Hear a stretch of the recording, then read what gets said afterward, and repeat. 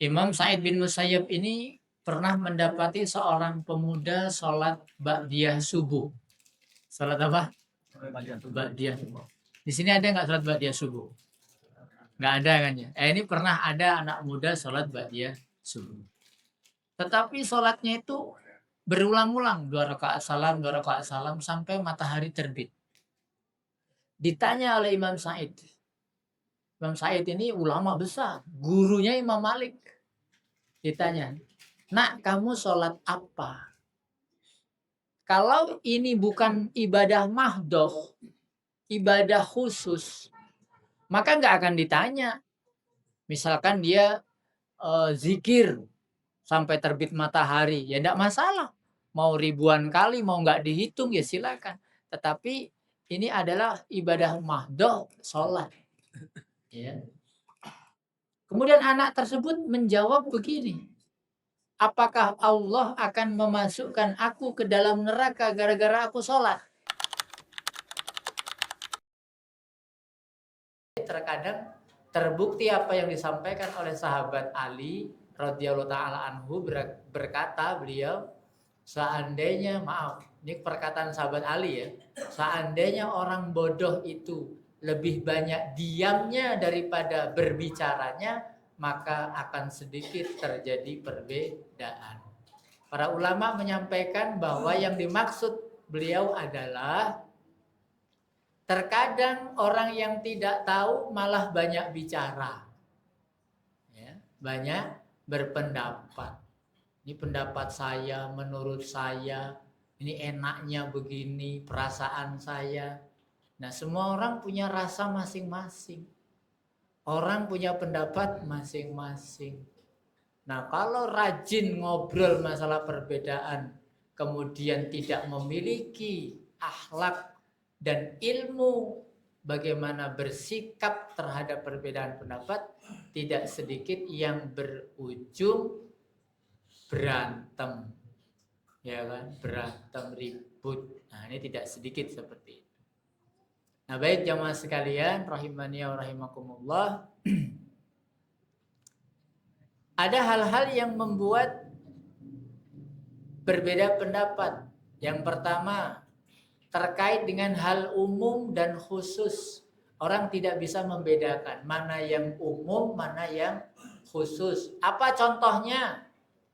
Hadis Rasulullah Shallallahu Alaihi Wasallam menyampaikan, la solata famalam yaqra bi fatihatil kitab.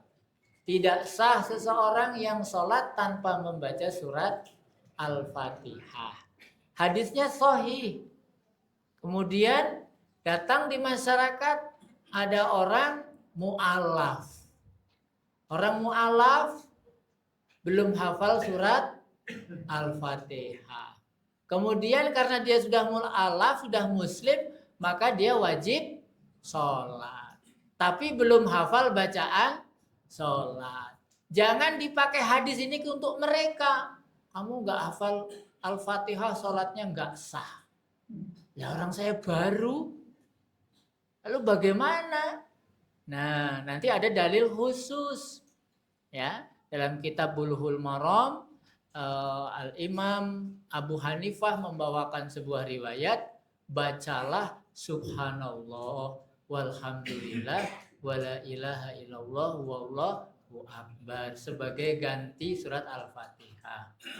Kalau ini juga belum hafal, kan memang perlu waktu menghafal itu. Belum tentu habis subuh sampai zuhur hafal, ya kan? Nah, maka ya gerakan sholat itulah menjadi bukti dia telah sholat. Nah, nanti ada orang yang masbuk, batasan masbuk apa? Kalau seseorang sholat masih mendapati ruku imam dengan sempurna, berarti dia telah mendapatkan 1 rakaat sempurna. Asal masih dapat rukunya imam. Loh, kan dia nggak sempat baca Al-Fatihah. Nah, itu yang disebut dengan khusus.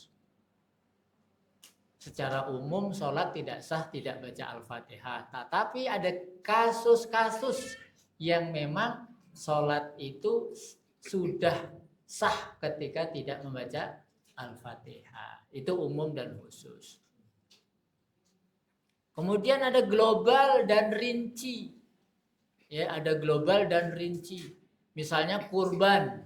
Kurban itu tidak boleh memberikan harta yang buruk atau kita menggunakan hewan yang cacat.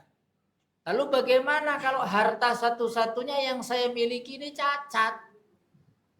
Ayo, harta satu-satunya, masa saya nggak boleh kurban? Bahwa kurban tidak boleh dengan hewan yang buruk, hewan yang cacat itu ketika ada pilihan yang lebih baik, tetapi dia memilihkan yang buruk atau yang cacat. Kalau kita sudah berazam, dari kecil kita pelihara seekor domba atau kambing, qadarullah ada musibah yang menyebabkan kakinya pincang, ada musibah yang membuat matanya buta, maka harta satu-satunya ini boleh dikurbankan. Nggak ada pilihan. Nggak ada pilihan. Yang nggak boleh itu banyak pilihan, tetapi dipilihkan yang cacat. Jadi jangan ditumburkan. Kalau ditumburkan kaku, wah ya nggak sah. Ya selesai, ribut pasti. Nah ini, kalau diladenin tapi. Kemudian nanti ada nasah mansuh. Ya seperti nikah mut'ah. Ya dulu pernah dibolehkan, kemudian diharamkan.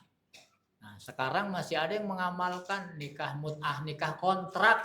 Saya nikahi seorang wanita dalam jangka waktu tertentu. Ya itu tidak boleh. Nikah itu ya nggak usah dikontrak. Ya, kalau nikah dikontrakan boleh, ya, nggak boleh dikontrak. Dalam periode tertentu 1 bulan, 2 bulan, 3 bulan, udah itu nanti saya kasih uang sebagai putus kontrak, itu enggak boleh. Dulu pernah boleh karena perang dulu. Sekarang tidak boleh. Itu namanya nasah mansuh. Dihapus hukumnya. Kemudian masalah sunnah dan bid'ah ini lebih banyak lagi. Ya, lebih banyak lagi perkara-perkara ibadah yang dianggap sunnah padahal bid'ah. Dianggap bid'ah padahal sunnah. Nah ini gimana cross checknya, cek dan rechecknya. Nah maka perlu yang namanya akhlak, ya kita menghargai. Kita tidak boleh menghukumi secara zohir. Misalnya orang tidak puasa di bulan Ramadan, kemudian kita keluarkan dalil-dalil dari Sahih Bukhari bahwa nanti di akhirat digantung kakinya di atas, mulutnya dihantam dengan batu sehingga bercucuran darah. Wah, kita begituin tuh orang yang nggak puasa, tetapi kita tidak tahu kenapa dia tidak puasa. Ya ini pernah kejadian ada seorang kepala rumah tangga, seorang suami yang dia tidak berpuasa. Ketika ditanya sama seorang ustadz, kenapa engkau tidak berpuasa? Aku tidak berpuasa ini demi 5 orang keluargaku supaya mereka berpuasa. Jadi bapak ini kerjanya adalah kerja kasar, kerja menggali parit, pokoknya kerja bangunan yang sangat inilah. Nah, dia tidak kuat kalau puasa. Dengan intensitas pekerjaan yang sangat menguras tenaga, ya demi keluarganya yang berpuasa dia ngalah tidak berpuasa. Nah, ini hukumnya berbeda dengan orang yang sengaja betul dia tidak berpuasa. Nah ini, maka kita tidak boleh langsung menghakimi orang yang kelihatan berbuat maksiat di hadapan kita, kemudian kita langsung menjustifikasi atau menghukum. Nah, itu tidak boleh. Itu kasusnya pernah terjadi. Ada seorang yang setiap hari pagi-pagi itu membawa minuman keras dengan wadah botol-botol dibawa pulang. Orang lihatnya, wah ini pemabuk. Padahal dia beli minuman keras itu untuk dipecahkan di rumah supaya mengurangi orang yang mabok pada malam hari. Dia borong minuman kerasnya itu dipecahkan di rumah. Nah, orang kan taunya cuman wah ini kok beli miras gitu kan. Oke, itu barangkali. Kemudian yang karena waktu untuk pemaparan cukup singkat, saya sampaikan juga zaman dan tempat. Ya, zaman dan tempat ini juga terkadang membuat ulama itu membedakan fatwa. Ya, seperti yang dilakukan oleh sahabat Utsman bin Affan ketika kaum muslimin jumlahnya semakin banyak, rupanya azan Jumat itu tidak cukup sekali. Mengingat tempat-tempat mereka yang jauh dari masjid, sahabat Utsman beristihad untuk melakukan azan di ke tempat-tempat yang ramai, tempat-tempat berkumpulnya manusia, mengingatkan bahwa hari ini hari Jumat, jam 10 itu sudah azan di pasar, tempat-tempat orang berkumpul, mengingatkan bahwa hari itu hari Jumat. Nah, itu barangkali beberapa gambaran tentang bagaimana betul-betul kita harus menguasai fikih ikhtilaf ini, perbedaan pendapat. Mungkin itu sedikit muqaddimah pembuka sebagai bahan diskusi pada kajian kita malam hari ini. Saya kembalikan ke moderator. Syukran kasihan Ustaz. Hadirin jamaah, untuk lebih mendalam lagi materi kita malam hari ini kaitannya dengan ikhtilaf, kami beri peluang untuk para jamaah bertanya.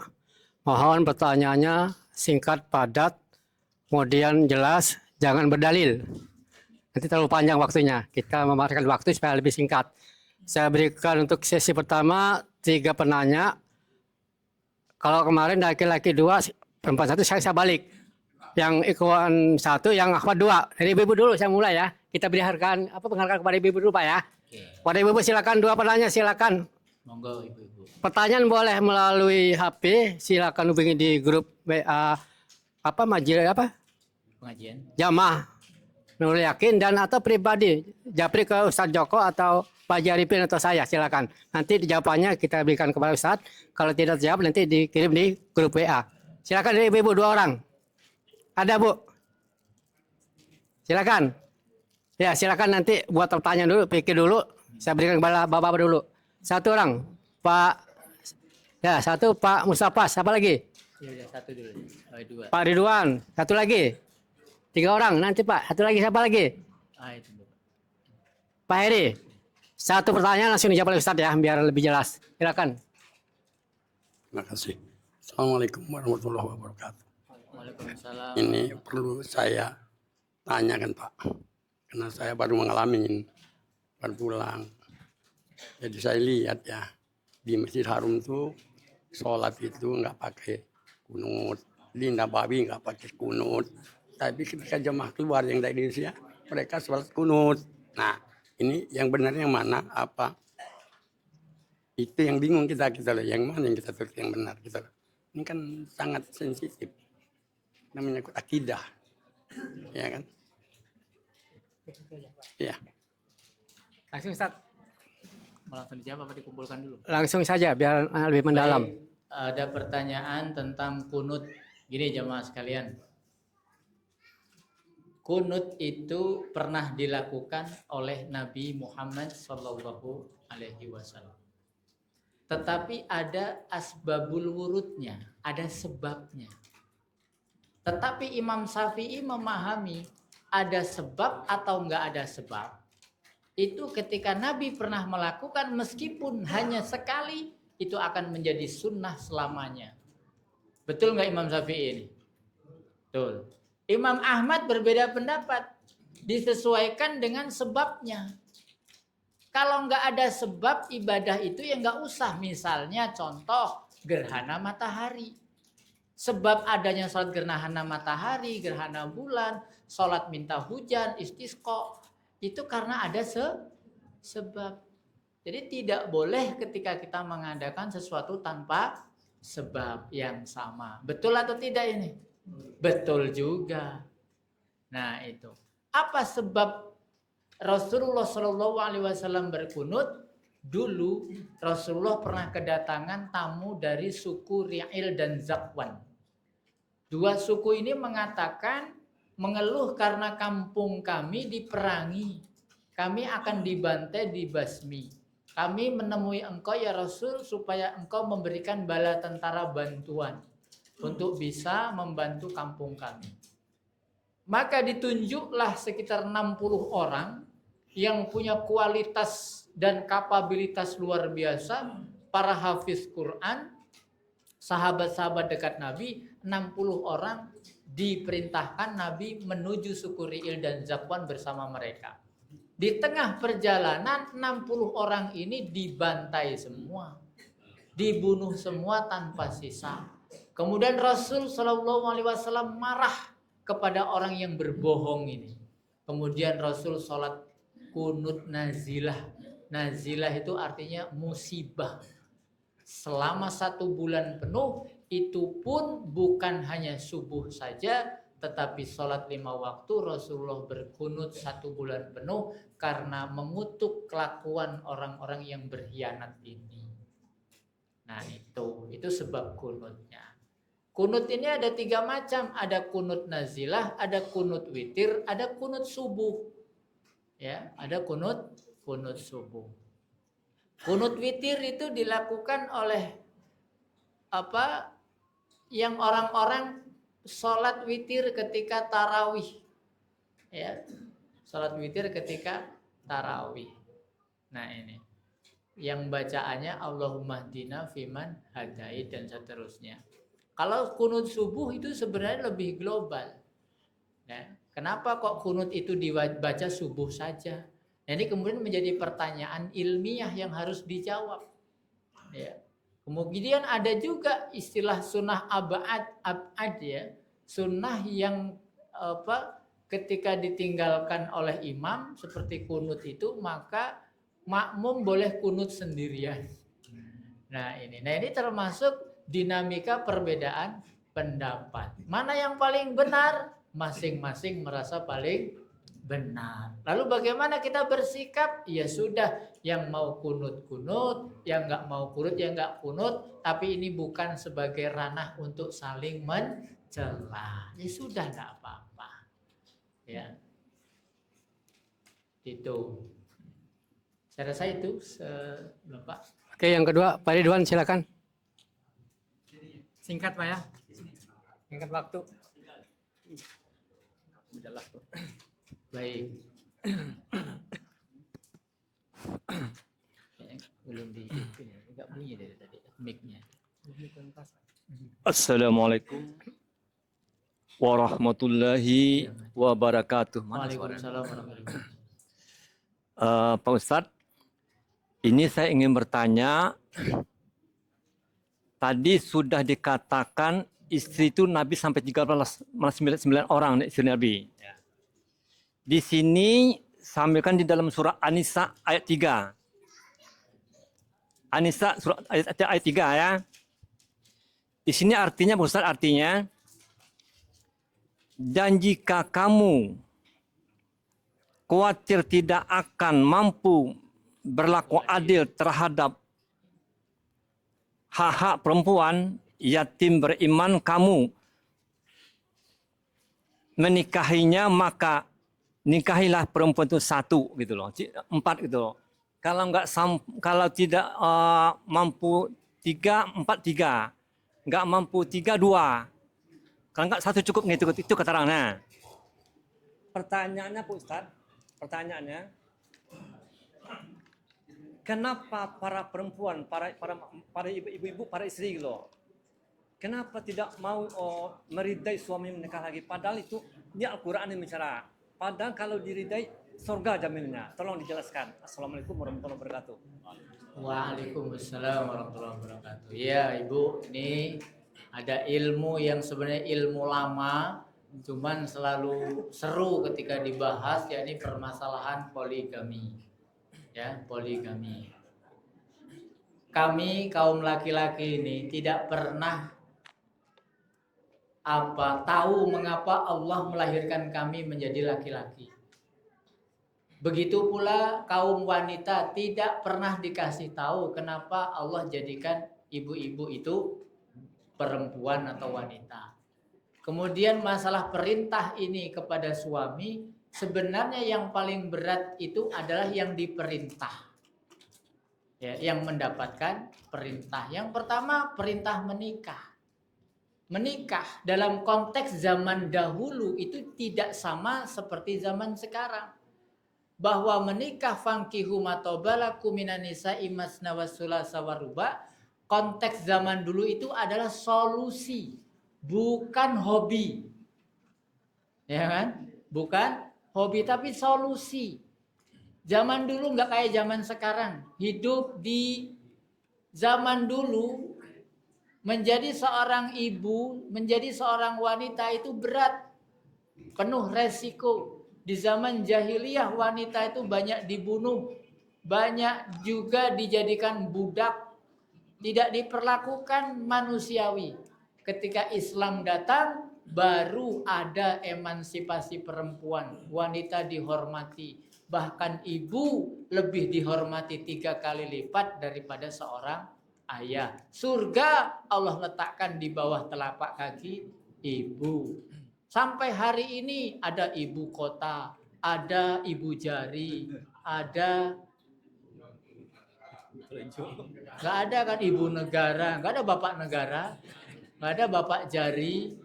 Jadi ibu itu luar biasa atau wanita luar biasa. Itu karena Islam, ya.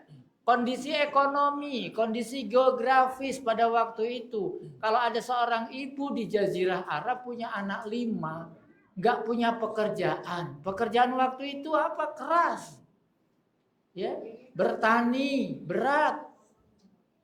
Nah, Allah berikan kekuatan kepada laki-laki untuk menguasai apa tubuhnya lebih kuat, perjalanannya lebih, langkahnya lebih jauh seperti itu. Maka sebenarnya poligami itu solusi. Ya. Wanita ada masa haid, wanita ada masa nifas. Bapak-bapak ada yang haid, ada yang nifas nggak? Gaspol terus kan Pak? Iya. Nah, kondisi-kondisi seperti ini fitrah. Ya, ketika ada solusi-solusi daripada suami berzina, nunggu masa nifas 40 hari. Kalau kita punya partner kan gampang. Pak, saya lagi libur, silakan Bapak ke sebelah. Nah ini bukan egois Bu, bukan masalah apa, bukan. Laki-laki itu nggak berdaya dalam hal ini gitu. Mau protes ayatnya jelas. Seharusnya yang protes itu bapak-bapak. Udah ya Allah satu aja nggak habis-habis gitu kan. Tapi masalahnya bukan di situ. Ya masalahnya bukan seperti itu. Berbeda. Banyak hal ketika kita mensikapinya sebagai sami'na wa atokna ya. Dipikir-pikir. Itu sebenarnya lebih mudah ya. Apalagi suami maaf itu. Punya istri pertama. Profesinya seorang dokter. Kalau sakit kan enak Bu, ya kan? Punya dokter. Istri kedua guru, kan enak. Anak-anak ada yang ngajari. Yang ketiga businessman, businesswoman. Ya pinter berdagang, pinter bisnis, ya kan? Bisa mencukupi ekonomi keluarga, ya kan? Yang keempat apa lagi? Ustazah gitu kan. Waduh, terus suaminya ngapain? Koordinator gitu kan. Enak betul suami. Tapi betul pelan-pelan. Ya, ketika kita menghadapi dalil itu pelan. Dan itu sabar. Yang kedua, seorang istri itu atau seorang wanita itu sifat pencemburuannya itu luar biasa, Pak. Dan Allah itu maha pencemburu. Allah itu maha pencemburu. Terkadang ada seorang wanita itu lebih rela kehilangan Allah daripada kehilangan suami. Ya, ada seorang wanita lebih rela kehilangan Allah daripada kehilangan suami. Ya ini dalam tanda kutip, penjelasannya tentu lebih luas lagi. Ya, apa yang dimaksud kehilangan Allah, apa yang dimaksud kehilangan suami. Sebenarnya wanita itu ya maaf ini agak pembahasan dewasa. Ya terbatas. Ya ada yang terbatas gitu. Nah maka laki-laki yang tidak terbatas ini diperbolehkan punya sesuatu yang tidak dibatasi. Gitu. Ya itu tadi, nggak ada liburnya dan lain sebagainya. Baik, ini mungkin pembahasannya spesial Pak nanti Pak. Ya, liku-likunya banyak sekali, bahan-bahan, dalil-dalilnya, ayat-ayatnya banyak sekali. Bahkan zaman Nabi itu ada seorang wanita yang ketika dia mau menikah menjadi istri kedua, ketiga, dan keempat itu dia sebagai kebanggaan. Karena apa? Status menjadi istri seseorang itu merupakan satu keistimewaan bagi wanita zaman dulu ya. Maka Rasulullah itu laris betul, banyak dilamar oleh wanita-wanita. Rasulullah itu dilamar. Ya, wanita itu boleh juga melamar, nggak harus dilamar. Ya, boleh wanita itu melamar. Ya, melamar. Nah, Rasulullah itu dilamar oleh Khadijah, dilamar. Seperti itu. Mereka hanya menginginkan status menjadi istri seseorang. Misalnya istri raja, ya, istri gubernur. Ini maka kalau pendapat saya pribadi berdasarkan Al-Qur'an ini, orang-orang yang sudah punya kemampuan, punya harta yang banyak, badannya sehat, itu harus punya istri lebih dari satu. Ya kan? Harus itu. Asal tadi itu. Kadang-kadang ibu-ibu begitu. Udah silakan Pak, kalau mau nikah lagi enggak apa-apa. Yang penting saya belikan rumah, yang penting saya belikan kendaraan, yang penting saya dikasih uang belanja. Cukup memang itu. Ada yang mampu mencukupi, ya silahkan. Tapi kenyataan sekarang memang ada hal-hal yang kebalik. Sudahlah nggak kaya, nggak kuat, pengennya kawin melulu. Kondisinya kebalik. Ini barangkali yang diancam oleh Al-Quran tidak berlaku adil, maka fawahidah satu saja. Wallahu a'lam. Pak Heri silakan. Assalamualaikum warahmatullahi wabarakatuh. Waalaikumsalam. Kalau kita mengikuti suatu organisasi,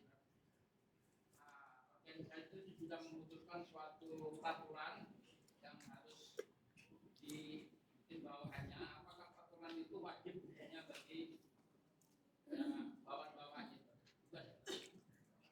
Iya baik. Misalnya Muhammadiyah, coba ya. Misalnya Muhammadiyah menetapkan hari raya itu tanggal berapa kemarin? Kemarin kita bareng nggak ya? Puasa ya nggak bareng ya? Oke, awal Ramadan misalkan ya. Karena perbedaan metode istihad. Ternyata beda dengan kelompok lain.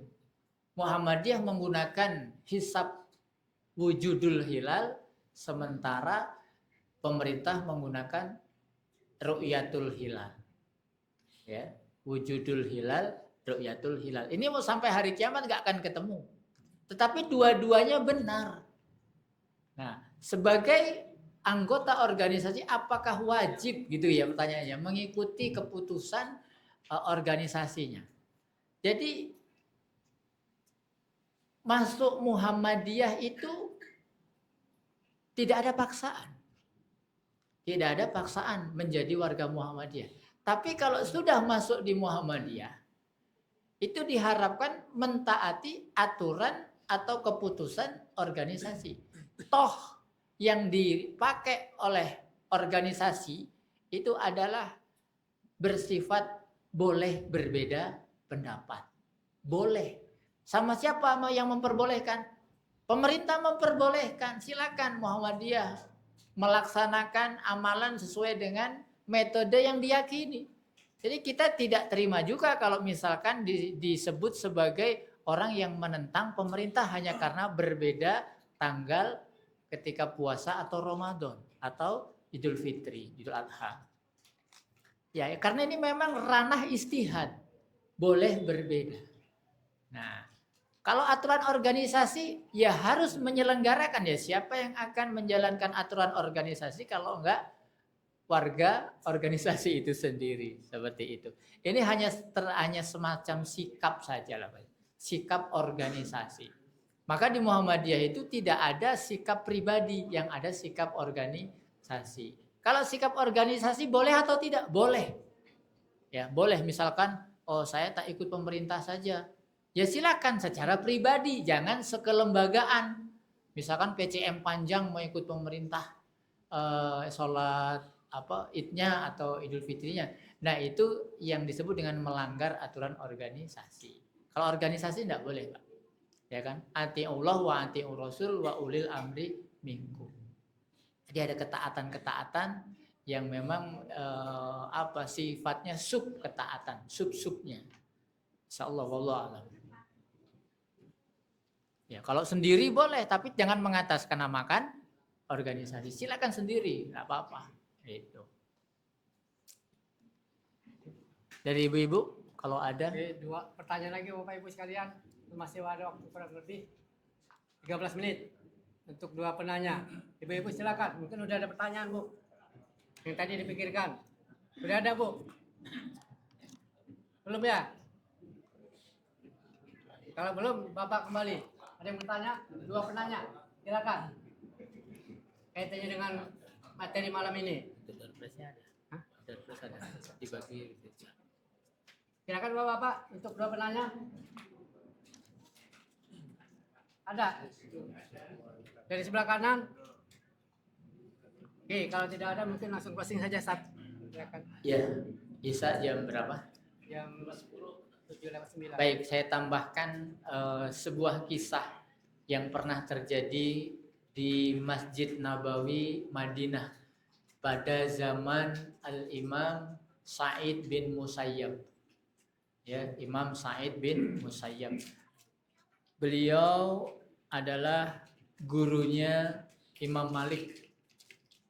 Ya berarti di kalangan tabi'in ya, di kalangan tabi'in atau murid Ibnu Abbas ya, murid para sahabat tabi'in. Imam Sa'id bin Musayyab ini pernah mendapati seorang pemuda sholat ba'diyah subuh. Sholat apa? Ba'diyah subuh. Di sini ada nggak sholat ba'diyah subuh? Nggak ada kan ya? Ini pernah ada anak muda sholat ba'diyah subuh. Tetapi sholatnya itu berulang-ulang 2 rakaat salam, 2 rakaat salam sampai matahari terbit. Ditanya oleh Imam Sa'id. Imam Sa'id ini ulama besar, gurunya Imam Malik. Ditanya, "Nak, kamu sholat apa?" Kalau ini bukan ibadah mahdoh, ibadah khusus, maka nggak akan ditanya. Misalkan dia zikir sampai terbit matahari, ya tidak masalah. Mau ribuan kali, mau nggak dihitung ya silakan. Tetapi ini adalah ibadah mahdoh, sholat. Ya. Kemudian anak tersebut menjawab begini, apakah Allah akan memasukkan aku ke dalam neraka gara-gara aku sholat? Jawabannya umum banget gitu ya. Apakah Allah akan memasukkan aku ke dalam neraka gara-gara aku sholat? Kan ruwet ini jawabannya ini kan. Jadi sholat itu bagus atau tidak? Bagus. Kalau apa? Sesuai. Ya kan? Sholat itu kan ada sholat yang telah ditetapkan waktunya atau sholat namanya maktubah. Zuhur, asar, maghrib, isya, qobliyah, ba'diyah. Ya, qobliyah, ba'diyah. Tapi ba'diyah subuh ini gak ada hadisnya. Hanya modal dia pengen sholat ikhlas karena Allah. Niatnya benar apa salah? Niatnya benar, ikhlas karena Allah. Tapi kenapa dipandang salah oleh Imam Sa'id? Karena cara waktunya tidak sesuai. Nah, maka Imam Sa'id berkata begini, Allah tidak akan memasukkan seseorang ke dalam neraka karena sholatnya. Tetapi Allah akan mengancam mereka masuk neraka karena menyelisihi cara sholat Rasulullah Sallallahu Alaihi Wasallam. Nah ini, jadi ini bukan perbedaan pendapat sebenarnya, ya, tapi dia nyeleneh. Kalau kunut nggak kunut itu masih perbedaan pendapat. Tapi kalau nggak sholat subuh itu bukan perbedaan pendapat. Ya, dia nggak sholat subuh. Oh, ini kan urusan masing-masing. Ini kan urusan kita masing-masing dengan Allah. Nggak bisa begitu. Ya, kalau urusan masing-masing itu masih dalam ranah ini perbedaan pendapat. Nah, jawaban Imam Sa'id ini menjadi rumus oleh para ulama untuk bagaimana kita bisa memandang ini ranah perbedaan pendapat atau disebut dengan ikhtilaf atau iftiraq. Iftiraq itu berpecah. Bedanya ya, ikhtilaf itu boleh, yang tidak boleh iftiraq, berpecah atau nyeleneh. Gitu. Jadi ibadah mahdoh itu ada 5 syaratnya. Yang pertama, caranya, kaifiatnya. Zuhur 4 rakaat boleh nggak dikurangi 50%? Karena kan capek masa zuhur. Kalau kita tukar sama subuh ya subuh nanti 4 rakaat, zuhur 2 rakaat. Nggak boleh. Menghadap kiblat. Ya kan? Boleh tidak menghadap kiblat? Tidak menghadap kiblat. Menghadapnya ke sana, ke utara misalnya. Semau-maunya, tidak boleh. Karena caranya sudah ditetapkan, kiblatnya sudah ditetapkan. Tapi dalam hal kiblat ini begini jamaah sekalian. Kalau seseorang berada di satu tempat, dia nggak tahu bagaimana caranya menghadap kiblat, karena tempat itu asing mungkin ya, nggak ada apa itu namanya, kompas ya, matahari gelap ya kan, dia mau sholat, daripada kehabisan waktu untuk mencari arah kiblat, maka menghadap yang dia yakini itu boleh, daripada kehabisan waktu sholat hanya untuk mencari arah kiblat. Nah itu ada pengecualian. Berarti kan ada panduannya, ada ilmunya seperti itu kan, tetap masih dalam koridor ilmu. Tempat, yang kedua ini tempat. Tadi cara yang pertama, yang kedua tempat. Haji itu ya di Arafah. Haji itu di Arafah. Setelah selesai manasik, maka diakhiri di manasik wajibnya di Arafah. Jangan mentang-mentang dia punya rencana pengen nyium Hajar Aswad. Tanggal 9 Arafah kan sepi, orang di Arafah semua, Ka'bah sepi. Nah ini kesempatan untuk meluk-meluk Hajar Aswad. Nggak sah hajinya. Ketinggalan dia itu hanya karena membela-belain nyium Hajar Aswad. Nggak sah hajinya. Nyium Hajar Aswad bagus atau tidak? Sunnah atau bukan? Nah tetapi karena caranya itu, tempatnya sudah berubah, maka tempatnya harus di Arafah. Nggak boleh ketinggalan kecer di mana-mana, itu tidak boleh. Ya, tidak boleh. Kemudian waktu. Yang ketiga itu waktu, Bapak Ibu. Waktu sudah ditetapkan. Ya. Oh, tadi saya Jumatan itu khutbah di Kedaton, di Masjid Nurul Iman. Ada bapak-bapak tanya, kalau saya puasa Senin Kemis atau puasa Daud, dia udah 11 tahun katanya puasa Daud itu. Kok bertepatan hari Tasyrik itu bagaimana? Saya bilang waktunya tidak boleh berpuasa hari Tasyrik itu, Pak. Itu harinya makan. Ya harinya makan dan berzikir kata Rasul. Jangan puasa. Ya kan? Waktunya bukan waktu puasa tapi waktu makan. Lah ini kan saya biasa puasa Senin Kemis atau puasa Daud. Bagaimana? Ya itu pengecualian. Pengecualian. Jangan puasa pokoknya, makan pokoknya. Nah itu waktu. Kemudian jenis. Ya, kemarin kita barusan Idul Kurban. Boleh tidak merubah jenis? Orang sini kalau makan daging sapi, kalau makan daging kambing, darah tinggi, kita ganti entok misalnya. Jenisnya dirubah. Kan toh sama-sama makan daging, malah lebih maslahat misalnya kan.